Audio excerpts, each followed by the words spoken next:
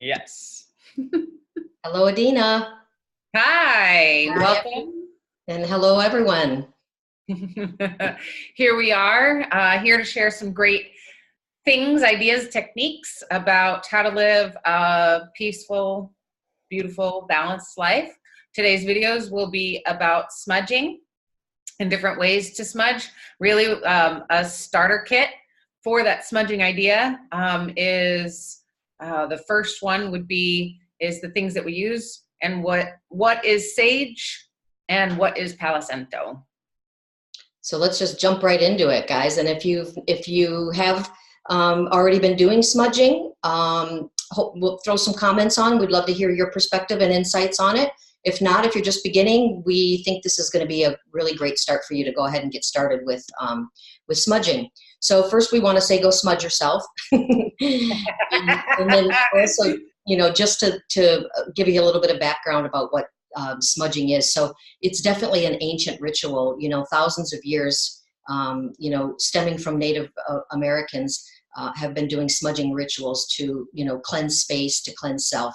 And smudging is done typically with plants, sacred plants, which we'll talk a little bit more about in a minute. And again, for cleansing your space and your negative energy. So smudging is really about, as Adina said, creating a happy and healthy and clean and clear space. So here's your tools. Do you want to? So the different tools that you can use is the Native American herb, which is white sage. Also, you'll see that it's in a shell, and the shell is a cup that you basically use for multiple reasons. I would say that the shell does a couple things. The fact that there's holes, this is an abalone shell, right? Mm-hmm. So the holes will actually, when you're fanning, will allow the air to pass through those holes and surround the space. So that's why I chose the abalone shell. You could also use any kind of ceramic type bowl of choice. And then your other option for smudging is your Palo Santo, which is a native or an ancient wood of Peru. It is just another version of clearing the space and clearing the energy. Yeah, and Palo Santo is a little bit lighter. There's a little bit less smoke that is emitted from Palo Santo. The fragrance is a little bit lighter. Sometimes if you're in a space where you can't full on use sage, or some people just have a preference to the softer smell of Palo Santo. And there's also other things that you can use as well. We're going to focus on these today, but there's sweetgrass, people sage with sweetgrass. There's also incense, white sage incense that you can use, in a smaller area, or for, lesser of a smoke effect, if you're restricted to space or smell. And then there's also the feather, and the point of, you don't have to have a feather, but a feather is an option. I really like the idea behind a feather because it helps to fan and emit the smoke and move it where you wanted it to go, whether it be towards yourself or towards a specific area. If you don't currently have a feather, then another option is to use your hands. And that was my starter kit. I used my hands to emit the smoke where I needed it to go. So same idea. You can also just, you can blow the smoke into areas as as you're using your as you're using your sage. And some people do use a shell. Like Adina said, I love to, when I have a new shell, I love to say thank you to the mollusk that once inhabited this beautiful shell. And, there's a beautiful pearly inside, because this is part of nature. So one of the other things that you can do to protect your shell is to use either a sea salt or a little bit of sand in the bottom of it, so that if you're using your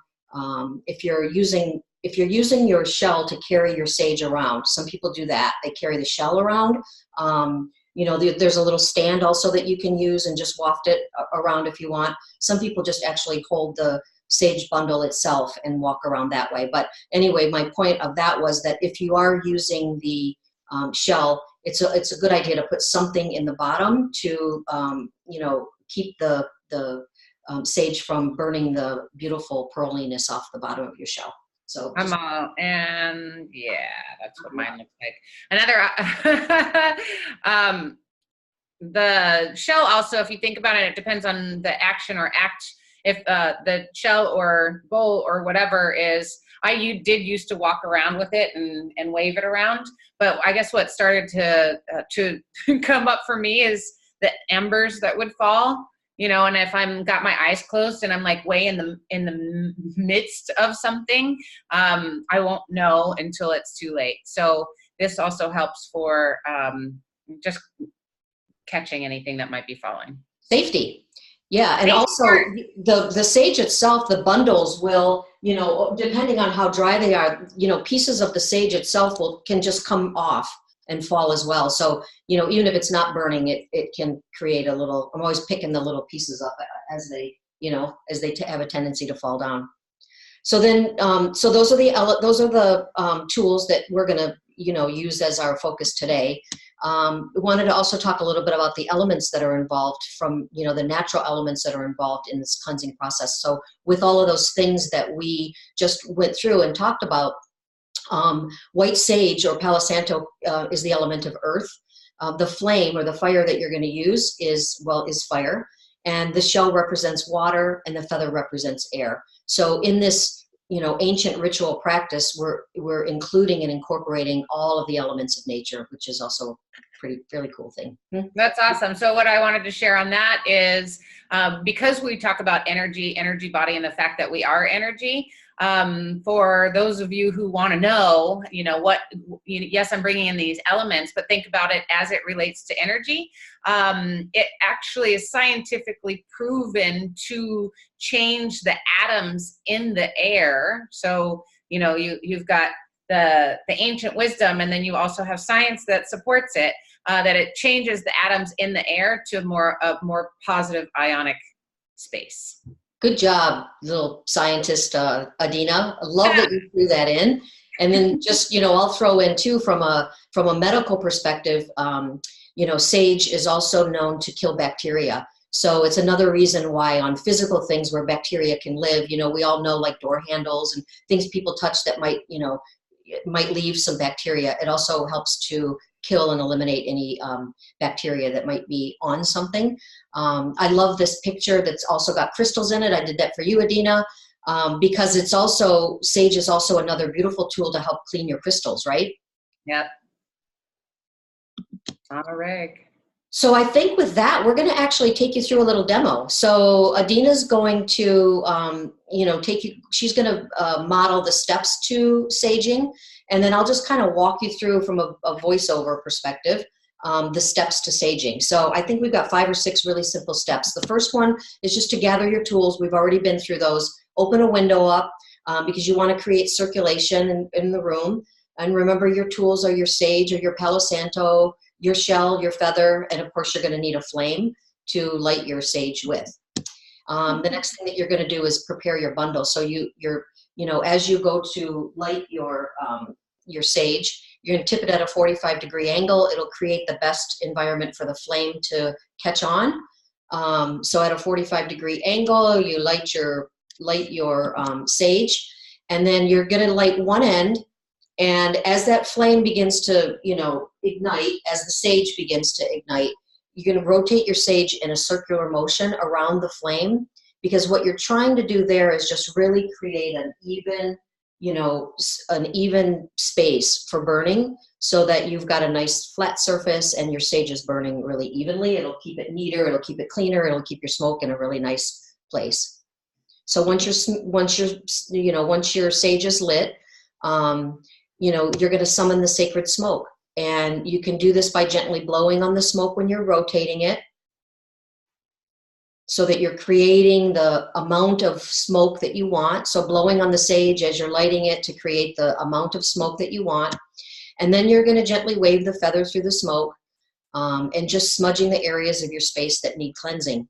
So Adina's doing a really awesome job there as an example of that. Of smudging. And you can literally move the smoke from your smudge into whatever areas. Now, there's a couple of really good times and places to smudge, and you know, we're going to speak specifically in a minute about your home, but making sure that you get all the corners, any areas where energy can get stuck in your bedroom, underneath things like corners or bookshelves or tables or things where smudging, where energy can get stuck.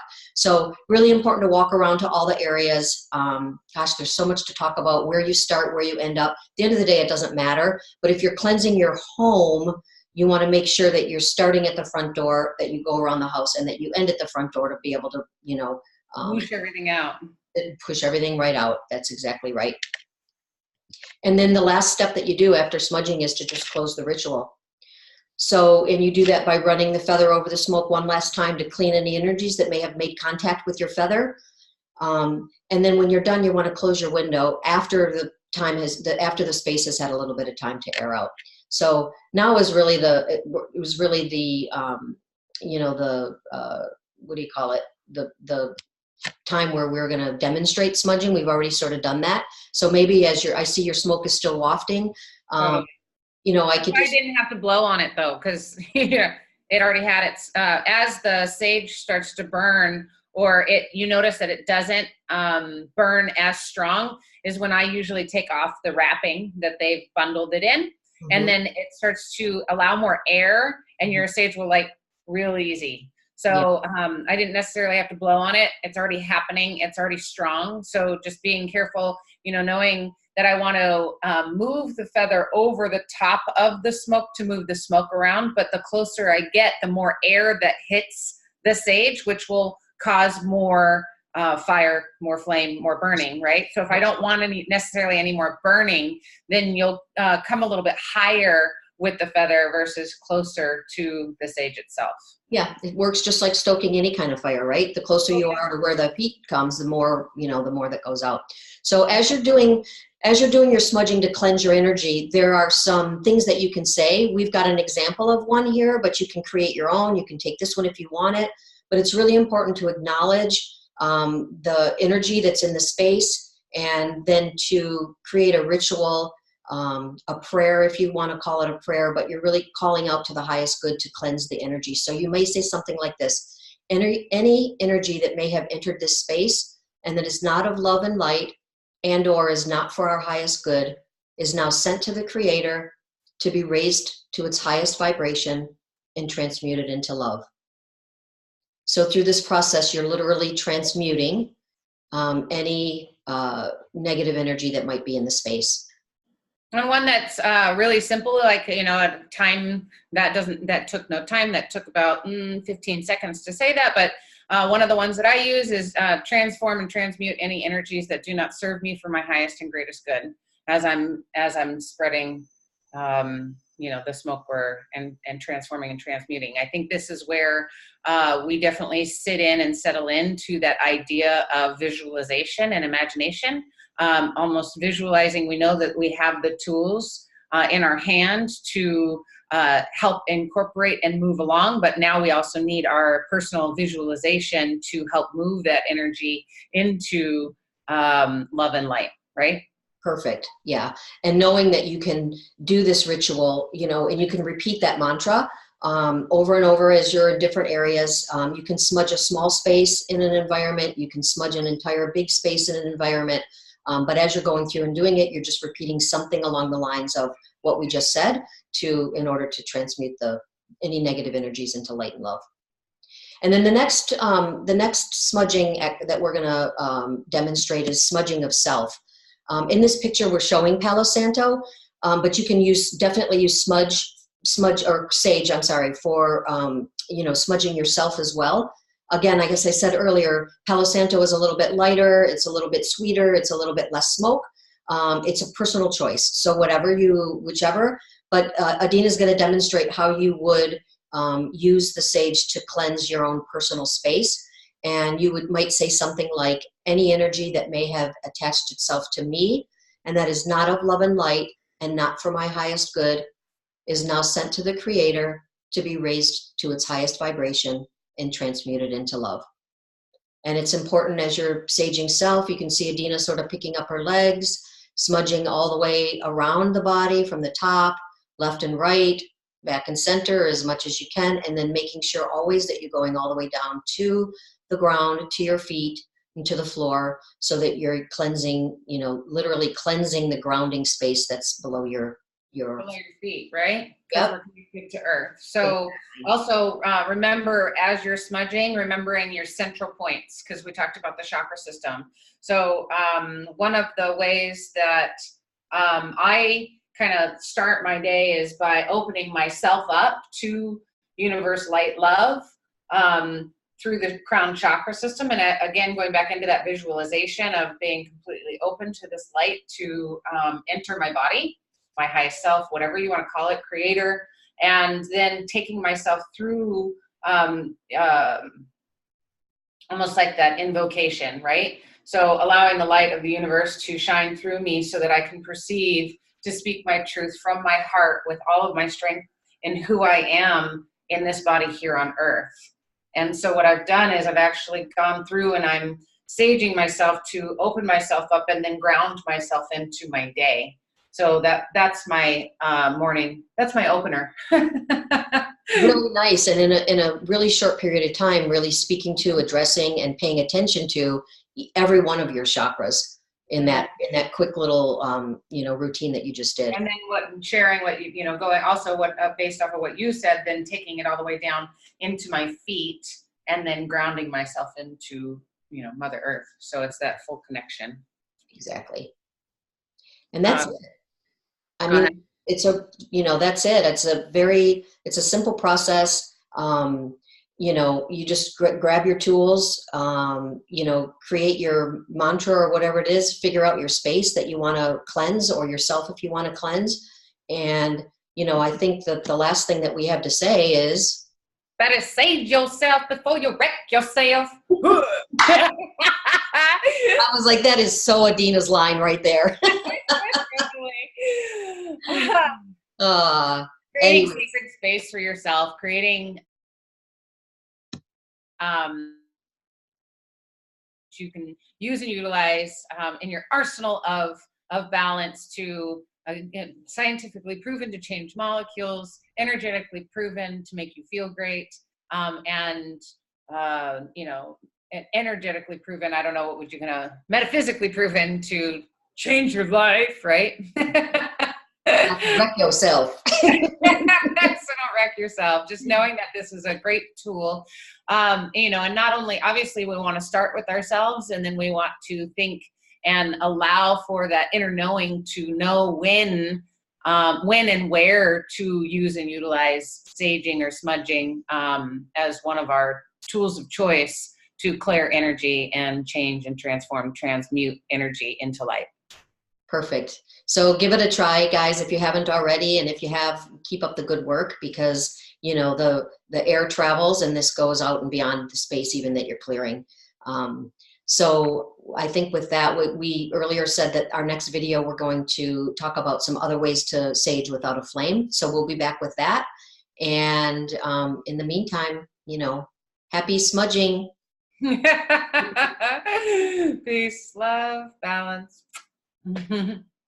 Bye, guys. See you next time.